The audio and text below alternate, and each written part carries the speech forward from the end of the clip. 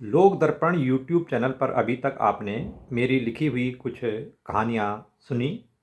आज से मैं आप सभी के लिए अपने इस चैनल पर स्वरचित उपन्यास कुलक्षणी नार प्रकाशित करने जा रहा हूँ। तो आइए सुनते हैं कुलक्षणी नार उपन्यास की पहली कड़ी। भिक्षाम देहि कहते हुए वह हर रोज की तरह आज भी कई घरों के दरवाजे खटखटा चुका था।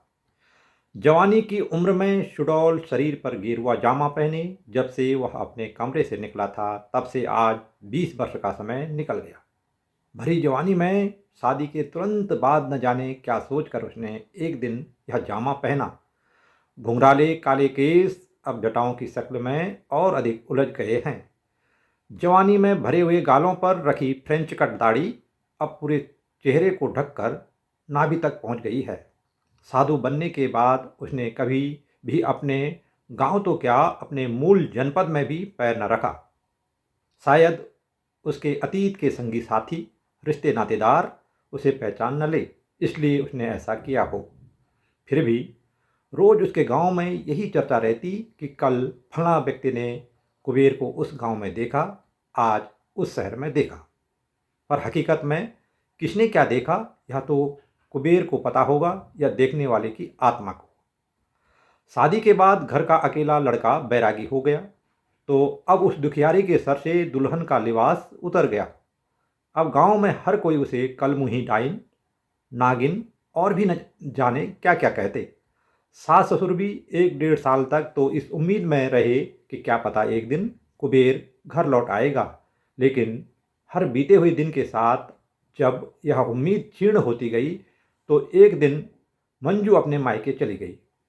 सुनने में आया कि उसके सास ससुर ने उसे यह कहकर मायके भेज दिया कि जब लड़का ही नहीं रहा तो जवान बहू की चौकीदारी वे कब तक करते रहेंगे।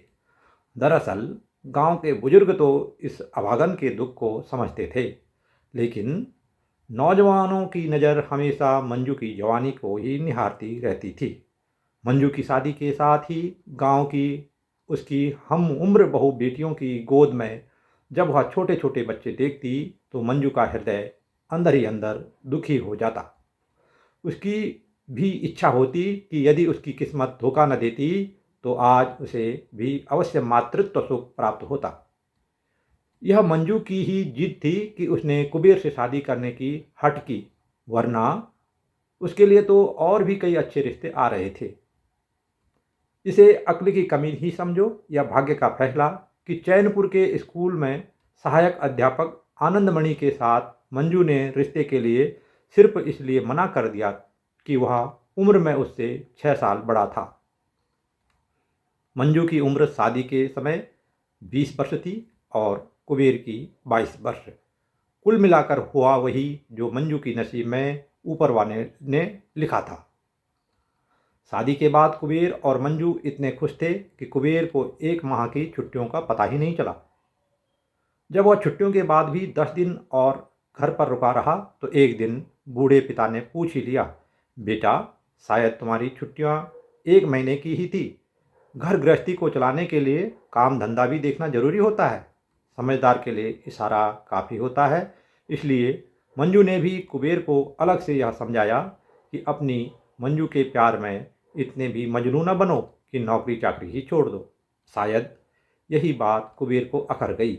उसने रात को अपनी जरूरी सामान बैग में रखा और घर वालों को बताया कि वह कल सुबह अपनी ड्यूटी पर चला जाएगा। यह बात सुनकर माँ बाप ने भी खुशी के साथ कुबेर की ड्यूटी पर जाने की तैयारी शुरू कर दी। अगली सुबह जब कुबेर 8 बजे तक अपने कमरे में सोया रहा तो माँ ने जाकर कमरे का दरवाज़ा खटखटाया। माँ के मुख से कोई शब्द तो नहीं निकले क्योंकि वह जवान बेटे को डांटना अच्छा नहीं समझती थी। लेकिन कुबेर जब कमरे से बाहर आया तो उसने माँ के चेहरे के भावों को पढ़ लिया था। माँ भी शायद यही चाहती थी कि बेटा अब अपने काम पर ध्यान दे। कुबेर ड्यूटी पर जाने के लिए झटपट तैयार हो गया। उसने नाश्ता किया और माँ बाप के पैर छूकर अपनी ड्यूटी के लिए घर से सूरत के लिए निकल पड़ा। घर से जाते समय कुबेर और मंजू के बीच कोई मनमुटाव नहीं था। तो दोनों ने डबडबाती पलकों के साथ एक दूसरे को विदाई दी। अभी कुबेर घर से कुछ कदम आगे निकला होगा कि सामने से आनंदी भाभी आती दिखी। वह गौशाला के गाय का दूध दूहकर ला रही थी। देवर भाभी के मजाकिया अंदाज में उसने मजाक में कुबेर को टोकते हुए पूछा, अरे आज ड्यूटी जा रहे हो देवर जी? क्या बात, मंजू के मजनू, उसे अकेले घर पर क्यों छोड़ रहे हो?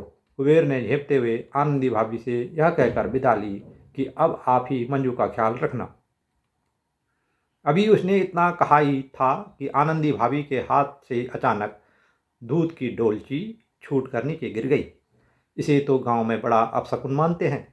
आनंदी भाभी ने कुबेर को कुछ देर ठहर जाने के लिए कहा, लेकिन कुबेर की तो बस छूटने वाली थी, इसलिए वह फिर मिलेंगे कहकर सरपट आगे निकल गया। आनंदी के मन में किसी अनहोनी का संदेश हुआ। उसने भगवान से दुआ की कि ऐसा कुछ घटित न हो जो उसके मन में इस समय उभर कर आ रहा है। आनंदी ने दूध की डोलची अपने बेटे गिरीश को पकड़ा दी। आनंदी और कुबेर के बीच हुए संवाद को आनंदी के 4 साल के लड़के गिरीश ने देख और सुन भी लिया। आनंदी के घर का रास्ता कुबेर के घर से होते हुए जाता था। आनंदी उदास मन से अपने घर की ओर लौट रही थी। जैसे ही कुबेर के घर के पास आई, घर के आंगन में बैठे कुबेर के बूढ़े माता पिता और मंजू से भेंट हो गई। आनंदी को देखकर मंजू ने अपनी पलकों की पोर पर आ रहे आंसुओं को साड़ी के पल्लू से पोंछा। आनंदी ने कुबेर के माता पिता से कुबेर के आज अचानक ड्यूटी पर जाने की बात पूछी तो उन्होंने बताया कि उसकी छुट्टियां खत्म हो गई हैं।